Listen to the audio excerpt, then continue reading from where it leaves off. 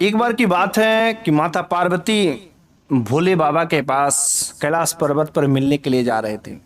लेकिन जब वह मिलने के लिए जा रहे थे तो रास्ते में मृत्यु लोक पर कुछ देखा, जिसके बाद से उनके मन में 3 प्रश्न उठ जाते हैं और वह उन प्रश्नों को साथ में वह कैलाश पर्वत पर भगवान शिव के पास पहुंचती हैं।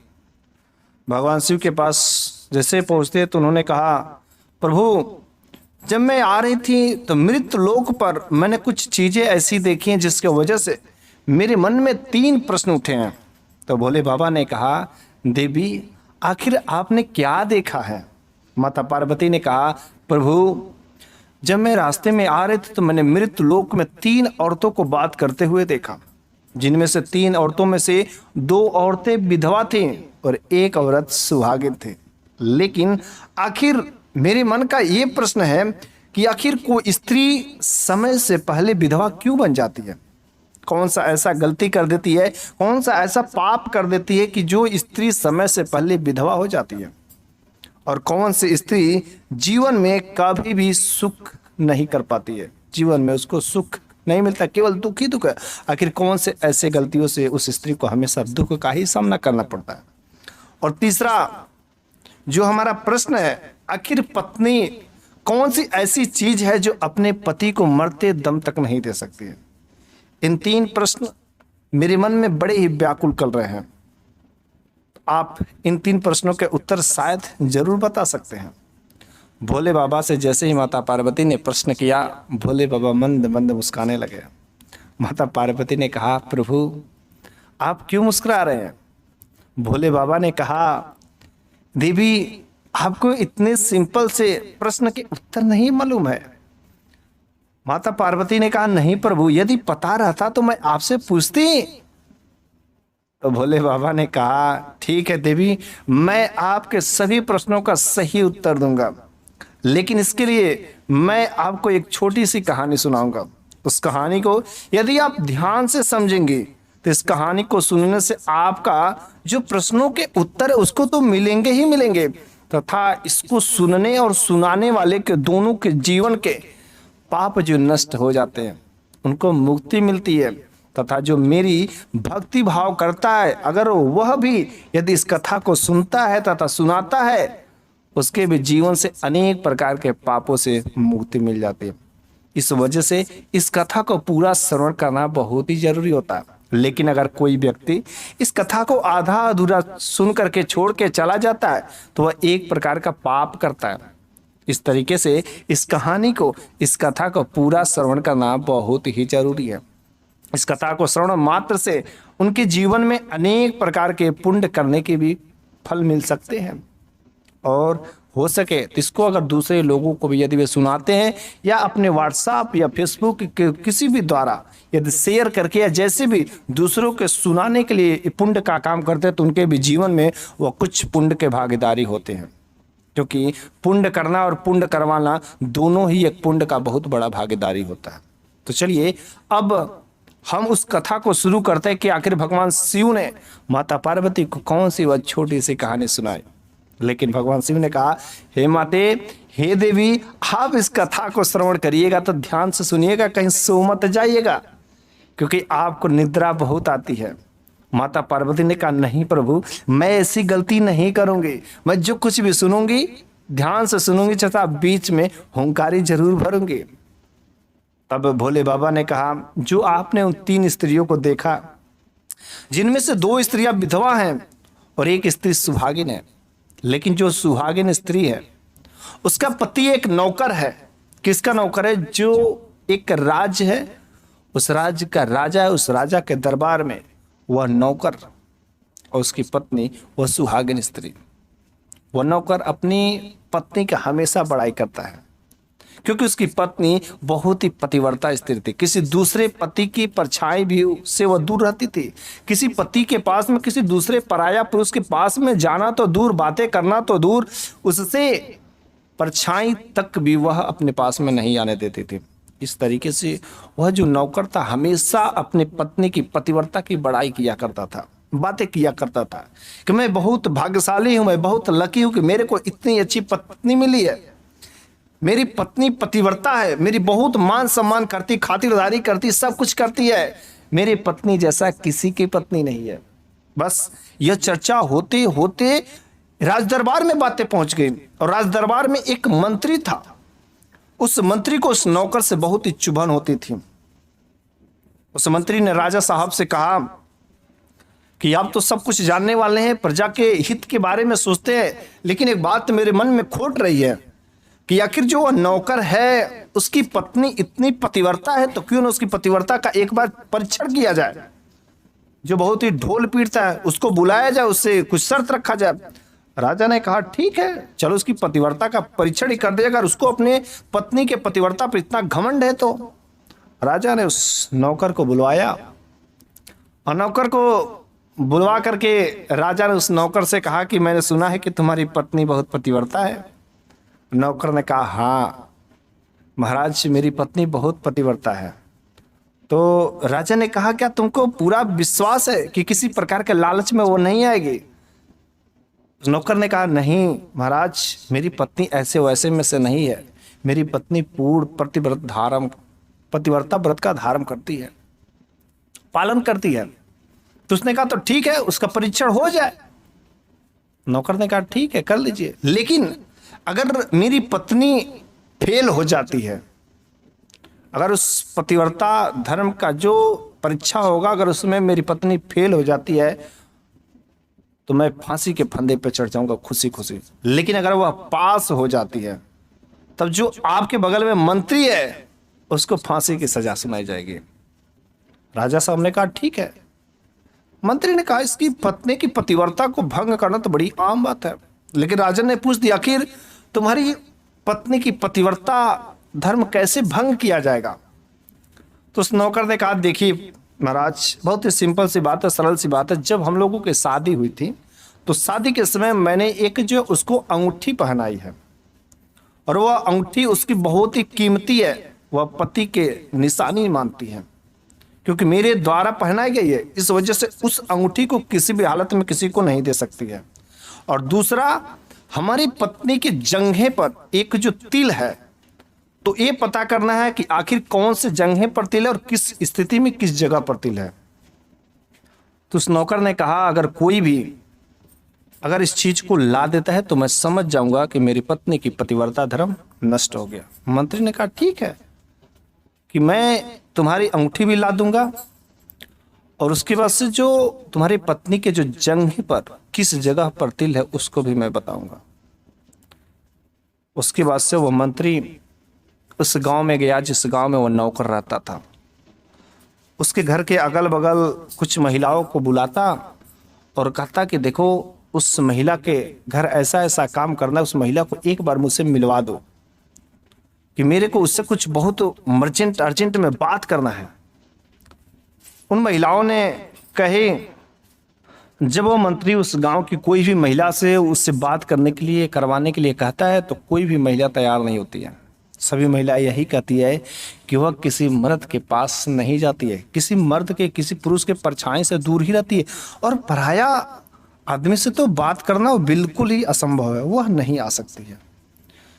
कोई भी महिला उससे जा करके कहती नहीं है और वह बेचारा फेल हो जाता है मंत्री। उसके बाद से वह दिमाग लगाता कि आखिर अंगूठी और उसके जंघे पर तिल कैसे देखा जाए, कैसे आएगा, कैसे ये चीजें हासिल होंगे। वह राज दरबार में एक जो है दासी रहती है, बूढ़ी हो गई रहती है, उस दासी को बुलाता है और कहता है कि देखो तुम बूढ़ी हो गई हो और तुमको ढेर सारे मैं पैसे दूंगा, जितना कहोगे उतना मैं पैसे दूंगा, लेकिन तुमको एक काम करना है। सब बता देता है और जब उसके नियमों के अनुसार बताने के अनुसार वह उस घर पर जाती है अगले दिन, और उसमें वह नौकर शहर में चला गया था कुछ दिनों के लिए, वह घर पर नहीं था। और वह दासी बूढ़ी औरत अच्छा सा ड्रेस पहन के हाथों में फल फूल ले करके कपड़े उपड़े ले करके घर पर पहुंचती है। जब वह घर पर जाती है तो वह जो पतिव्रता स्त्री रहती है तो देखती है कि मेरे दरवाजे पर कोई आया है, तो पूछती है कि आप कौन है। उस बूढ़ी औरत ने कहा कि बेटी मैं जो तुम्हारे पति हैं उनकी बुआ हूं, बुआ है? अरे मैंने तो आज तक कभी देखी नहीं। अरे तो बेटी क्या बात, जब से उसकी शादी हुई तब से आज तक मैं यहाँ पर आई ही नहीं। इस वजह से जब मैं आई नहीं तो तुम कहाँ से देखोगे। लेकिन जब वह बुआ कहीं तो वह घर में ले जा करके खूब मान शान जितना भी खातिरदारी हो सब कुछ की, पैर दबाए सोते वक्त। लेकिन जब वह अगले दिन वह नहा रही थी, स्नान कर रही थी, तो जो बुआ बन के गई थी बूढ़ी औरत, उसने सोचा यही मौका है कि इसी समय देख लेंगे कि आखिर जंघे पर किस जगह पर तिल है। और वह जाती है बिना उसके पूछे ही, तुरंत जो उसको पानी उनी चलाने लगती है और उसको नहवाने लगती है। वह मना करती, अरे बुआ जी मत करिए, सब काम मत करिए।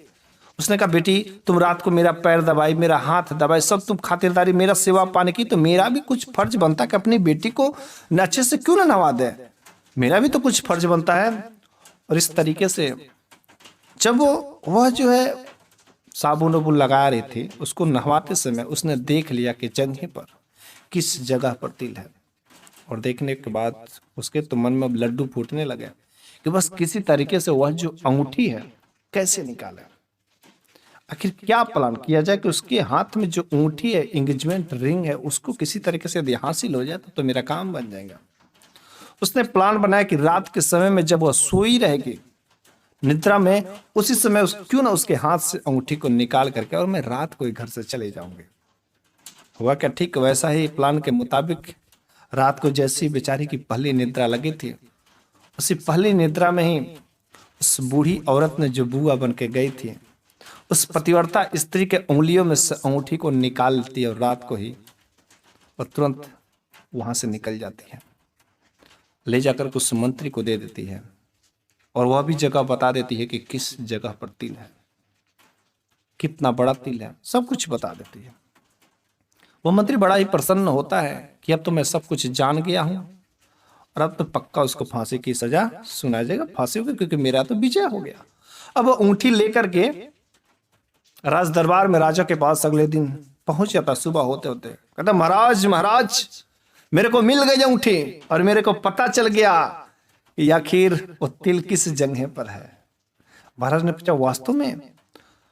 मंत्री ने कहा महाराज 2 दिनों तक मैं उसके पास रहा, 2 दिनों तक मैंने उसके पास में सोया, चूंकि नौकर तो कहीं गया है शहर में, और मैंने उसको पैसे के लालच में दे करके ये सब चीजें ले लिया, हुआ तो धन के प्रलोभन में आकर के दे दी, सब कुछ हो तो तैयार थी। उसने कहा उसने आखिर ऐसा काम कर दिया? उसने हाँ ऐसा काम किया, देखिए अंगूठी लाए हैं और जंघा पर इस जगह पर तिल है, उससे पूछिएगा बात सही है। उसने कहा तब ठीक है नौकर को बुलाया जाए। उसने नौकर को बुलाया और नौकर के से राजा ने बोला कि देखो तुम्हारी पत्नी के जंघा पर इस जगह पर ऐसे ऐसे तिल है, और ये देखो जो तुम्हारी एंगेजमेंट वाली रिंग है कि क्या देखो यही है। जब वो नौकर उस अंगूठी को देखता है तो बेचारे का दिमाग ठिकाने नहीं रहता है कि मेरी पत्नी जिसको मैं इतना मानता, पतिव्रता स्त्री मानता था, लोगों से कहता था, अब मैं क्या कहूंगा, अब तो मेरा सिर जो झुक गया, अब तो मेरे को फांसी के फंदे पर चढ़ना ही पड़ेगा। राजा ने कहा ठीक है अब तो तुमको 15 दिन बाद फांसी की सजा सुनाई जाएगी, लेकिन उससे पहले मैं तुमको एक छूट देता हूं कि तुम जाओ अपनी पत्नी से मिलाओ, 1 दिन का मोहलत देता हूं, फिर से आना और तुमको जेल में कारागार में डाल दी जाएगा, क्योंकि हो सके तुम कहीं भाग ना जाओ डर के मारे। नौकर ने कहा राजा साहब मैं भगोड़ा नहीं हूं, मेरे पर बिल्कुल संकोच मत करिए, 1 दिन मैं अपनी पत्नी से मिलकर के ठीक है चलाऊंगा। वह नौकर अपने घर पर जाता है, बेचारा बहुत ही मायूस होकर के सर झुका करके अपने घर पर जाता है। उसकी पत्नी जैसे ही अपने पति को देखती है तो अपने पति का पैर छूने के लिए जाती है, लेकिन तुरंत उसे धकेल देता है। वह सोचती है कि शायद कुछ छुआ होगा, कुछ ऐसी वैसी बातें नोक झोंक कहीं पर हुआ होगा, इस वजह से ऐसा व्यवहार किए होंगे। पत्नी 1 गिलास पानी लाती पीने के लिए, पी लीजिए, लेकिन पानी भी फेंक देता है। आखिर पत्नी पूछ पड़ती है कि हे स्वामी आखिर क्या हुआ है कि जिसके साथ आप मेरे साथ ऐसा व्यवहार क्यों कर रहे हैं, आखिर मैंने ऐसा कौन सा गलत काम कर दिया है कि मेरे साथ आप ऐसा क्यों व्यवहार कर रहे हैं। उस नौकर ने कहा कि मैं तुमको इतना अच्छा मानता था, मैं तुमको पतिव्रता स्त्री मानता था, लेकिन तुमने अपने पतिव्रता नष्ट कर दी, तुमने आखिर भंग ही कर दिया। और तुमको नहीं पता है कि राजा साहब के साथ तुम्हारी पतिव्रता की परीक्षा पर फांसी की सजा मेरे को सुनाई गई है। 15 दिन बाद मैं मर जाऊंगा, फांसी लग जाएगी। वो जैसे ये सुनती है तो कहती क्या ऐसी बात है, और वो सब कुछ बता देता है, एंगेजमेंट रिंग के बारे में और जंघा पर का तिल के बारे में। वह भी सब कुछ बता देती कि आखिर वह रिंग कैसे गायब हुई, कैसे क्या चीजें हुआ उस बूढ़ी औरत के बारे में।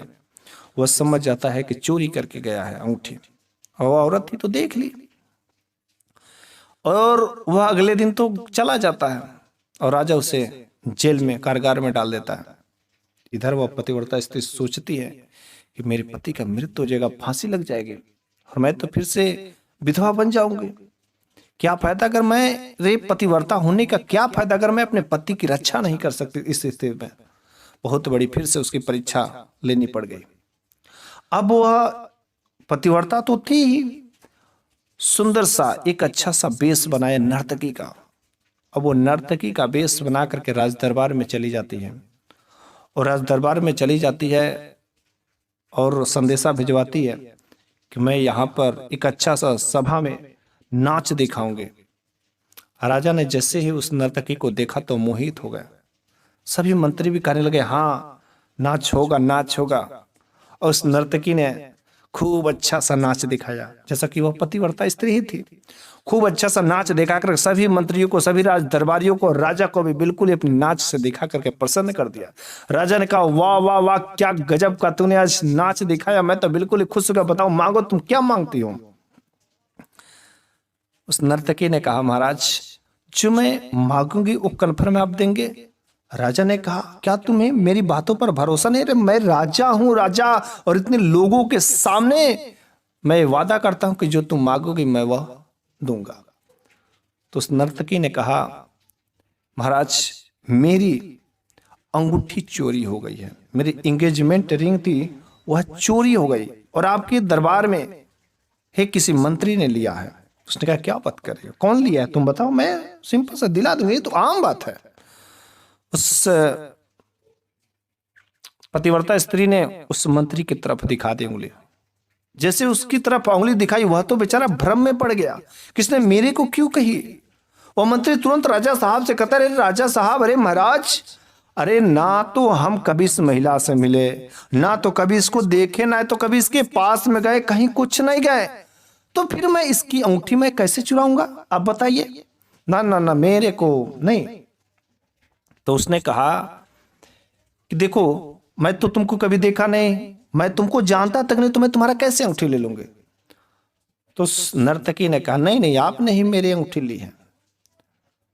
तो राजा साहब ने कहा सच्ची बताओ मंत्री क्या तुमने लिया है।